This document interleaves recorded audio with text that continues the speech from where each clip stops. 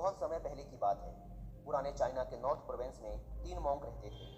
उनका नाम किसी को नहीं पता है, क्योंकि उन्होंने कभी अपने बारे में कुछ बताया ही नहीं। उन्होंने कभी किसी बात का जवाब नहीं दिया। चीन में बस उन्हें 3 हंसते हुए भिक्षुओं के नाम से जाना जाता था। वे तीनों सिर्फ एक ही काम करते, एक गांव में प्रवेश करते, बाजार के बीचों बीच खड़े होते और हंसना चालू कर देते। वे अपने पूरे अस्तित्व के साथ हंसते।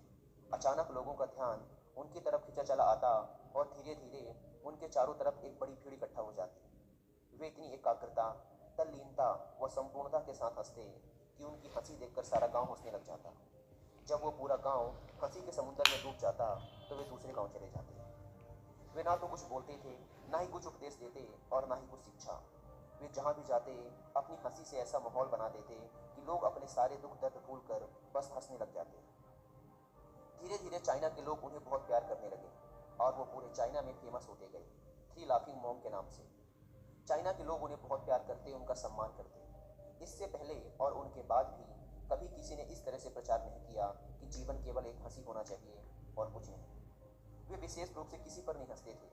वे बस हंसते थे जैसे कि उन्होंने ब्रह्मांडी मजाक को समझ लिया हो, जैसे कि उन्होंने ईश्वर के मजाक को समझ लिया हो, और उन्होंने एक शब्द का उपयोग किए बिना पूरे चाइना में इतना आनंद फैलाया जितना आज से पहले किसी ने न फैलाया था। लोग उनका नाम पूछते, लेकिन वे बस हंसते, तो यह उनका नाम बन गया 3 हंसते हुए भिक्षु, 3 लाफिंग मॉन्क्स।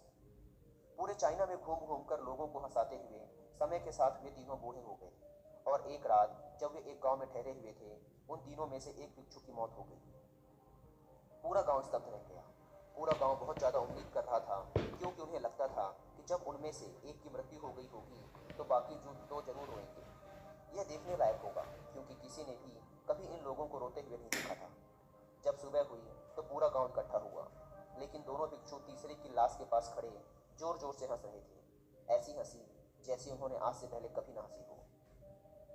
गांव के कुछ बड़े बुजुर्गों ने उन्हें समझाने की कोशिश की कि यह आपका साथी था और इसकी मृत्यु पर आपको हंसना नहीं चाहिए। तब उस दिन पहली बार उन भिक्षुओं ने लोगों से बात की और कहा, हम हंस रहे हैं क्योंकि यह आदमी जीत गया है।